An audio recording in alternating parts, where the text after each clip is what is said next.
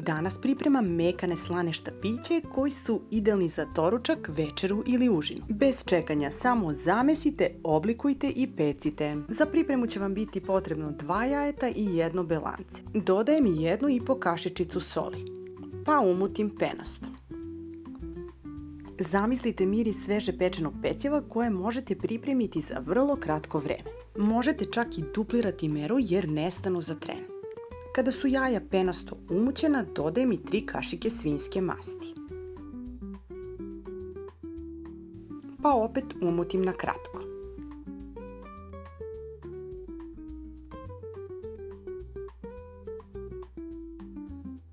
Sada dodajem i 3 kašike grčkog jogurta. Ponovo mutim da smesa bude kompaktna. Sada dodajem postepeno od 400 do 450 grama brašna. Stavljam i 1 kesicu praška za pecivo. Sve dobro umutim, a kada već dobije određenu gustinu, prebacujem testo na podlogu i krećem sa obradom. Na podlogu sipam malo brašna i testo posipam sa malo brašna, a zatim obrađujem testo dok ne bude mekano pod rukom i sve vreme dodajem po vrlo malo brašna. Ako stavite nekih 400 grama brašna na početku, ostaće vam 50-ak za obradu testa. Testo je gotovo, opet posipam sa malo brašna, pa razvijem oklagijom i treba biti debljine otprilike pola santimetra.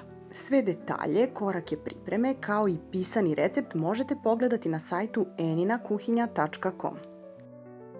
Sada sečem ivice kako bih dobila oblik kvadrata.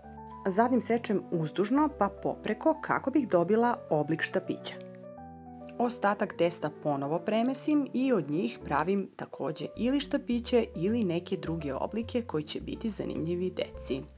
Najbolje je da koristite sekač za picu jer ćete vrlo brzo napraviti štapiće. Od ostatka testa napravila sam i još neke oblike. Sada ređem u tepsiju obloženu pek papirom. Rerna je uključena na 200 stepeni. Koristim ovaj preostali žumanac, mutim i zatim time premazujem štapiće.